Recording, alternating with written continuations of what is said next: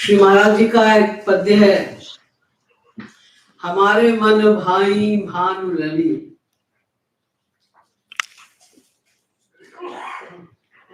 श्री राधा रानी हमारे मन भा गई। एक सौभाग्यशाली जीवात्मा जिसका प्रेम श्री राधा रानी से हो गया, जिसने समझ लिया कि हमारा अंतिम लक्ष्य क्या है, क्या पाने के लिए हम अनादिकाल से भटक रहे हैं, जिसने ये समझ लिया और जिसे एक रसिक संत की प्राप्ति हो गई, रसिक संत की कृपा से ये भी जान लिया कि श्री राधा रानी ही समस्त सार की सारभूता है। परात्पर ब्रह्म श्री कृष्ण जिनके आगे कुछ नहीं है, ऐसा वेदों ने बताया। न तत् समश्चाभ्यनिकश्च दृश्यते, उनके तो कोई बराबर भी नहीं है, उनके आगे की तो बात ही छोड़ दो। वे भी जिनकी आराधना करते हैं, वेद कहता है कृष्णो हवै हरि परमो देवः, षड्विधैश्वर्य परिपूर्णो भगवान गोपी गोप सेव्यो वृंदाराधितो वृंदावनाधिनाथ। त एकेश्वर तस्य हवै त्वे तनुर् नारायणो ब्रह्मांडाधिपतेरेकोश प्रकृते प्राचीनो नित्यः तस्य शक्तिरस्तनेकधा साधलाग्नि सुंदरी ज्ञानेच्छा क्रियाद्याः तास्वादादिनी वरीयसी परमांतरंग भूता कृष्णेन आराध्यते इति राधा। राधा की परिभाषा लिखिए, कृष्णेन आराध्यते इति राधा। जिनकी आराधना स्वयं श्री कृष्ण भी करते हैं, वो कौन है? भगवान। गोपी गोप सेव्यो वृंदाराधितो वृंदावनाधिनाथ, ये सब उनके विशेषताएं बताई जा रही। वो श्री कृष्ण भी जिनकी आराधना करते हैं वे हैं श्री राधा। तो जो श्री राधा के अनुगत हो गया, सरेंडर कर दिया, तो उसको तो सब कुछ मिल गया, क्या पाना बाकी रह गया है। ऐसी जीवात्मा कहती है कि हमारे मन में तो श्री राधा रानी भा गई। श्री राधा रानी भा गई यानी और कुछ भी अब नहीं भाता, कुछ भी सब व्यर्थ हो गया। पता चल गया कि सब नश्वर है, 4 दिन के लिए मिला है वो भी छूट जाएगा, और जो मिला है उसमें भी सुख नहीं। अनंत काल से ये अनुभव करते करते भी बुद्धि में ये बात नहीं आई थी। इतना श्रम हम कर रहे हैं, इतना भाग रहे हैं कि ये मिल जाए वो मिल जाए, इतना और पाले इतना और पाले, इतना बैंक बैलेंस और हो जाए। ये सब करते करते अनंत जन्म बीत गए और हम ऐसा नहीं कि हम बहुत बार करोड़पति अरबपति बन गए, इंद्र बन चुके हैं हम, कुबेर बन चुके हैं हम, तो भी हमारी तृप्ति नहीं हुई, क्योंकि हमें वो चाहिए ही नहीं था जो हम चाहते रहे। जिस धन जिस ऐश्वर्य के पीछे हम भागते रहे कि इसमें सुख है मिलेगा मिलेगा, देखो वो बड़ा धनी है, बड़ा सुखी है, वो देखो उसके इतने बच्चे हैं, वो बड़ा सुखी है, वो देखो उसका इतना ऊंचा नाम है, बड़ा सुखी है। इसी भ्रम में हम पड़े रहे, अनादिकाल से पड़े रहे। किंतु आज रसिक संत की कृपा हो गई तो हमने जान लिया ये संसार तो व्यर्थ है ही, इसके पीछे भागने से तो कुछ भी मिलेगा ही नहीं। और जो स्पिरिचुअल जगत के आनंद है, जो मुक्ति से प्रारंभ होता है, मुक्ति का आनंद, फिर शांत भाव का आनंद यानी महाविष्णु का आनंद, और फिर सगुण साकार ब्रह्म श्री कृष्ण या श्री राम का आनंद, और फिर श्री कृष्ण और श्री राम के आनंद में से भी श्री कृष्ण का आनंद, और श्री कृष्ण के आनंद में भी दास्य, सख्य और वात्सल्य भाव के आनंद, और उससे भी ऊंचा माधुर्य भाव का आनंद, उसमें भी समर्था रति का आनंद, और समर्था रति में भी निर्भित निकुंज तक का जो आनंद है वो केवल और केवल श्री राधा रानी की कृपा से ही प्राप्त होगा। आनंद की अंतिम सीमा महारास है। उस महारास के रस का आभास भी किसी को हो जाए तो अनंत कोटि ब्रह्मानंद वो भूल जाए। तो जिस गोपी के ऊपर ऐसी कृपा हो गई वो मदमस्त है और गा के कहती है कि हमारे मन भाई भानु लली, श्री राधा रानी ही बस हमारे मन में बस गई हैं। तो अब परिणाम क्या हुआ? जब श्री राधा रानी बस गई हमारे हृदय में तो क्या हुआ कि भरी गुमान दीवानी डोलत। किसी को कोई धन मिल जाए, थोड़ा बहुत धन भी मिल जाता है तो वही अहंकार में डूब जाता है। किसी को पद मिल जाए बहुत ऊंचा, यश मिल जाए बहुत ज्यादा, तो सीधे मुंह बात नहीं करता वो। तो जिसके अंदर में अनंत कोटि ब्रह्मांड है, ये ब्रह्मा शंकरादि यानी अनंत कोटि ब्रह्मांडों में एक एक ब्रह्मा, एक एक विष्णु, एक एक शंकर है। तो अनंत ब्रह्मा, अनंत विष्णु, अनंत शंकर हैं। वो सारे अनंत ब्रह्मा विष्णु शंकर जिनकी आराधना करते हैं, जिनके एक अंश मात्र हैं। विष्णुर्महान् स इह यस्य कला विशेषो गोविंदमादि पुरुषं तमहं भजामि। उनके एक कला विशेष का नाम है विष्णु जी भी। वो श्री कृष्ण भी जिनकी आराधना करते हैं, तो अगर हम उनके बन गए तो अब तो वो श्री कृष्ण के सामने भी ऐंठ के चलेगा, अरे तुम्हारी क्या हैसियत है, तुमसे तो किशोरी जी रूठ जाएंगी, तो हमारे ही पैर पड़ोगे कि जरा गौरमुख के दर्शन तो करा दो। अब तो इतनी बड़ी हमारी हैसियत हो गई। तो भरी गुमान दीवानी दौलत, अब तो गुमान में, अहंकार में मैं मस्त होकर दीवानी हो गई हूँ, पागल हो गई हूँ। किसी को इतनी बड़ी निधि एकाएक मिल जाए तो पागल तो हो ही जाएगा। तो मैं दीवानी हो गई हूँ, पागल हो गई हूँ कि मुझे इतनी बड़ी चीज प्राप्त हो गई है। तो क्योंकि उसको तो ये आनंद में पागल है। महाराज जी ने प्रवचन में, एक प्रवचन में स्पष्ट किया कि पागल तो सब है, जितने जीव हैं वो भी पागल हैं, महापुरुष भी पागल हैं, सब पागल हैं। बस अंतर इतना है कि जीव संसार के लिए पागल है और जो महापुरुष है वो भगवान के लिए पागल है, और भगवान भी पागल है, वो अपने भक्तों के प्रेम में पागल है। तो सब पागल हैं। तो अभी तक मैं पागल थी संसार के सुख के लिए, ये तो रियल पागल जहां है ही नहीं, उस चीज को पाने के लिए जबरदस्ती।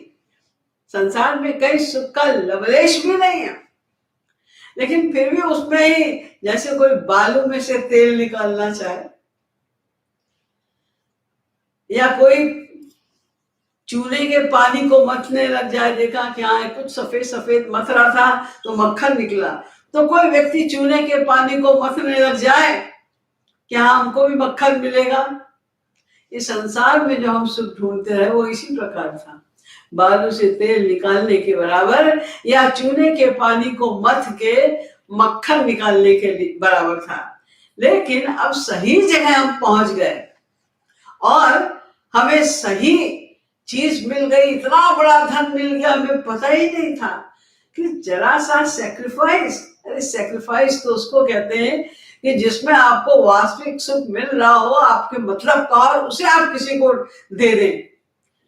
यहाँ तो हमने दिया भी है, सैक्रिफाइस भी किया है, तो क्या जो बेकार सामान, व्यर्थ का था, जहां सुख था ही नहीं, जिसे हमें फेंकना ही था एक दिन, हमारे हाथ से जाना ही था एक दिन, ऐसे संसार तन मन धन का समर्पण हमने किया। तो हमें नहीं मालूम था कि इतनी छोटी सी चीज का समर्पण करने से इतनी बड़ी चीज मिल जाएगी कि परात्पर ब्रह्म श्री कृष्ण भी हमारे अंडर में हो जाएंगे। तो ये मालूम, जब ये ज्ञात हुआ, जब ये प्राप्त हुआ, तो इतना आनंद, इतना आनंद उस जीव को, उस गोपी को प्राप्त हो रहा है कि वो लोग समझ रहे हैं ये तो पागल हो गई। जब कोई होश में नहीं रहता, कुछ भी बोलता रहता, उसे पता नहीं मैं कहाँ जा रही हूँ, क्या कर रहे हैं, क्या पहने हैं, क्या हो रहा है, कुछ नहीं पता, क्योंकि अब तो मन डूब गया श्री राधा रानी के प्रेम में। तो जहां भी रास्ते में भी जा रही तो अपना नृत्य करते हुए जा रही है, श्री कृष्ण का गुणगान करते हुए जा रही है, पनघट पे खड़ी हुई और श्री कृष्ण का ध्यान करके हंस रही है, याद करके उनके ठहाके लगा रही है, या वो कुछ और इस प्रकार की जब एक्ट कोई इस प्रकार से कोई एक्ट करता है तो लोग समझ जाते हैं पागल है, इसका दिमाग सही नहीं है।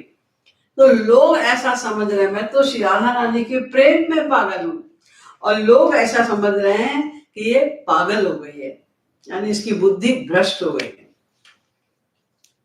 तो क्योंकि अब हम होश ही नहीं, श्री राधा रानी के प्रेम में जब बुद्धि डूब गई, कोई भी काम बिना बुद्धि लगाए तो होगा नहीं। बुद्धि की जरूरत तो पड़ती है कि हम सोचे कि किस समय हमें कहाँ क्या व्यवहार करना है, क्या वस्त्र पहनने हैं, कैसे बोलना है, इसके लिए हमें अपनी बुद्धि का प्रयोग करना पड़ता है। लेकिन अब वो बुद्धि तो डूब गई प्रेम में, तो अब निर्णय कौन ले? तो क्या हुआ कि लोग वेद कुल काम तजी सब लोग कहें बिटली। ये जो संसार की जो मर्यादाएं हैं कि बाहर निकलो तो किस तरह से वस्त्र पहनो, कौन से वस्त्र पहनो, किस प्रकार पहनो, बाहर वालों से मिलो तो बात कैसे करो, ये सब लोक की मर्यादाएं हैं। अब कौन उसको याद रखे? जब बुद्धि प्रेम में डूब गई तो ये सब याद कौन रखेगा? फिर वेदों की भी कुछ मर्यादाएं होती है कि अपनी सास के साथ कैसा व्यवहार करो, माता पिता के साथ कैसा व्यवहार करो, किस समय जागो, किस समय सो, किस समय वेदों का अध्ययन करो, किस समय पूजा करो, पाठ करो, क्या करो, ये सारी वेद की भी तमाम मर्यादाएं होती हैं। और कुछ कुल की मर्यादाएं होती हैं, अपने अपने कुल की। बहू हो तो तुम्हें कैसा व्यवहार करना है, कैसे वस्त्र पहनने हैं, कैसे बात करनी है लोगों से, लड़की है तो उसका व्यवहार अलग होगा, बेटा है तो उसका व्यवहार अलग होगा। ये हमारे यहाँ वेद कुछ मर्यादाएं हैं जो हमें वेद के अनुसार, कुल के अनुसार या संसार वालों के हिसाब से जिसका हम लोग पालन करते हैं, हमें करना चाहिए। लेकिन तब तक करना चाहिए वाली बात होती है जब तक हम होश में हैं, जब हमारी बुद्धि हमारे काबू में है, अंडर में है हमारे। अब जब बुद्धि श्याम सुंदर के अंडर में हो गई, राधा रानी के अंडर में हो गई, उनके प्रेम में डूब गई, तब ये कौन विचार करे कि हमें कब कैसा क्या व्यवहार करना है? तो लोग वेद कुल कान तजी सब लोग कहें बिटली। अरे ये तो बिटली माने चरित्रहीन हो गई, करप्टेड हो गई है, इसका तो कोई कैरेक्टर ही नहीं रहा। देखो कैसे घूम रही, देखो कैसे बात कर रही है, कोई इसको पता ही नहीं है कहाँ किसके सामने बात करना चाहिए। तो लोग कहें बिटली।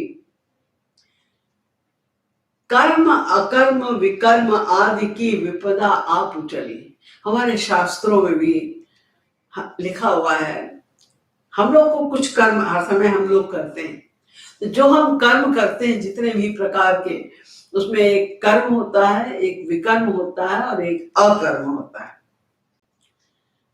जो शास्त्रों वेदों में लिखा है कि ऐसा ऐसा करो, ऐसा ऐसा मत करो, तो बिल्कुल शास्त्र वेद के अनुसार यदि हम कर्म करते हैं तो उसको सदाचार भी कहते हैं।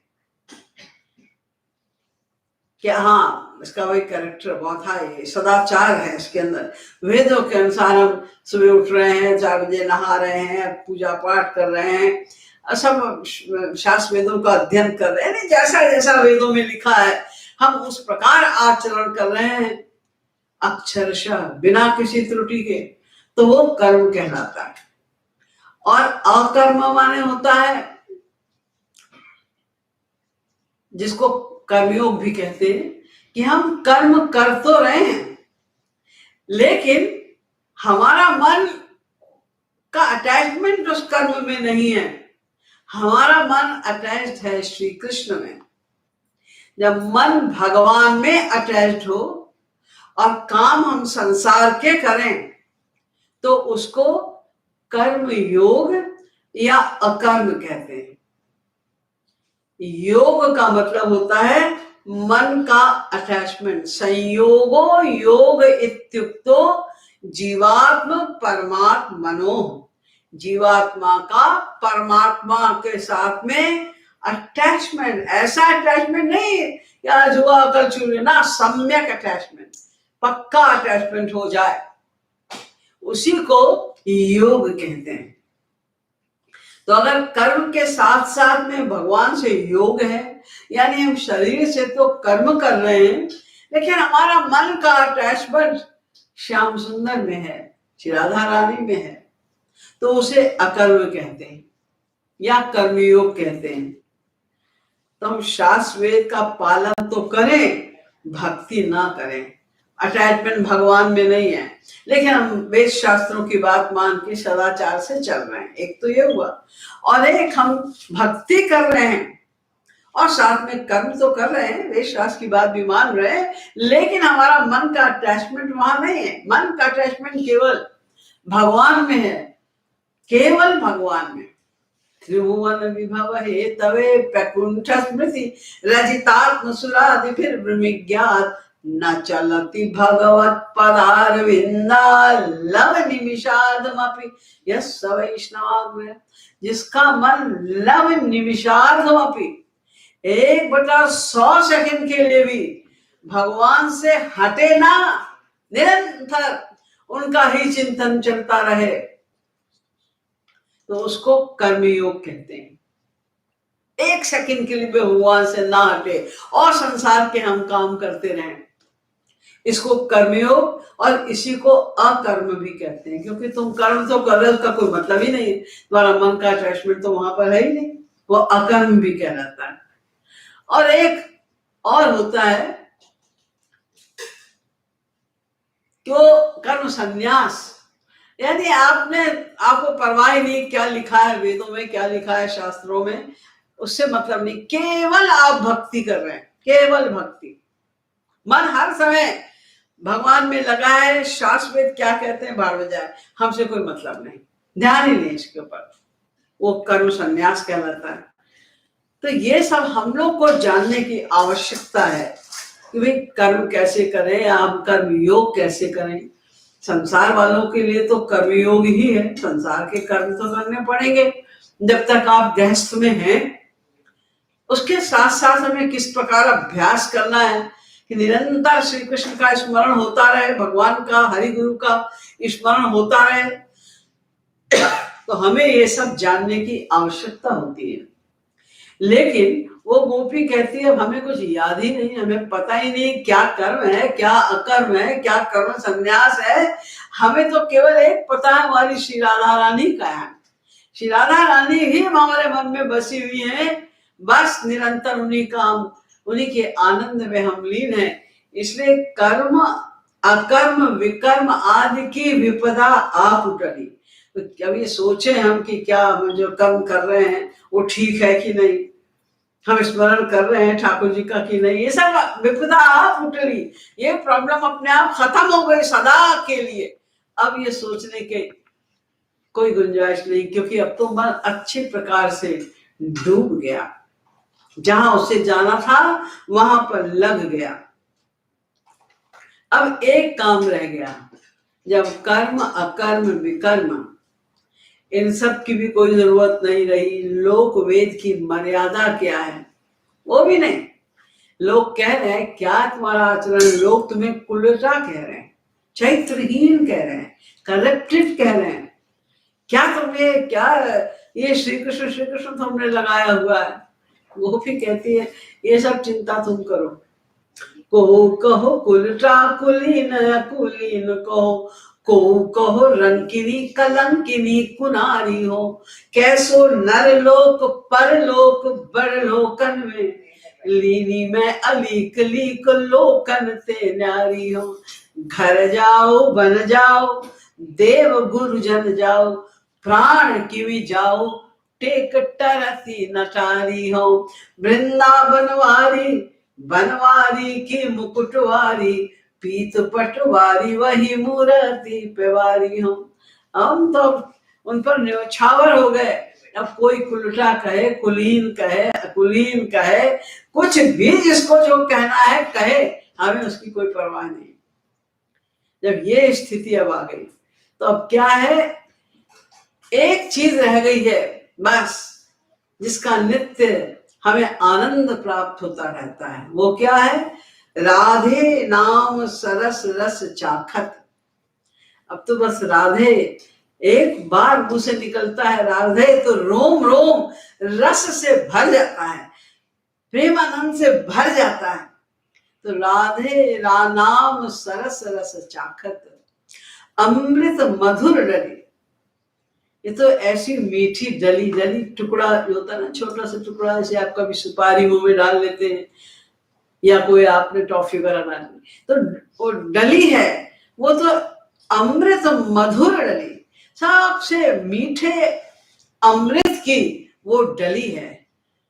तो अमृत की जो ऐसा वो अमृत है जो कभी समाप्त नहीं होता, वो ऐसा अमृत है जो सदा बढ़ता जाता है और जिसका आनंद सदा बढ़ता जाता है, निर्बाध गति से अनंत काल के लिए जो बढ़ता ही जाए। तो राधे नाम सरस रस चाखत। अब एक काम रह गया है बस, राधे राधे। इतना आनंद आता है जब मुंह से राधे शब्द कहते हैं, रोम रोम डूब जाता है आनंद में। बस उसी अमृत का मैं पान करती रहती हूँ। और अब विहरति नित्य कृपाल स्वामिनी संग गहवर कुंज गली। अब मुझे सहचरी का पद भी प्राप्त हो गया।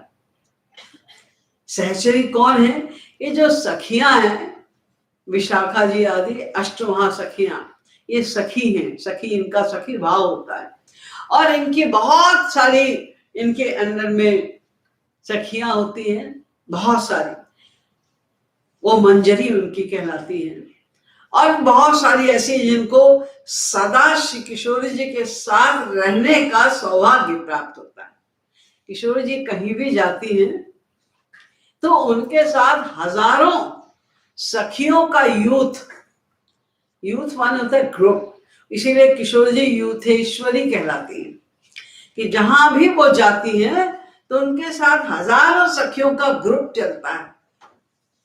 तो उनको सदा किशोरी जी का साथ मिलता है, दर्शन मिलता है, उनकी प्रेममयी बातों को सुनने को मिलता है, उनके हास परिहास का आनंद लेने को मिलता है, उनके अनंतानंद लीलाओं का रसा स्वादन करने को मिलता है।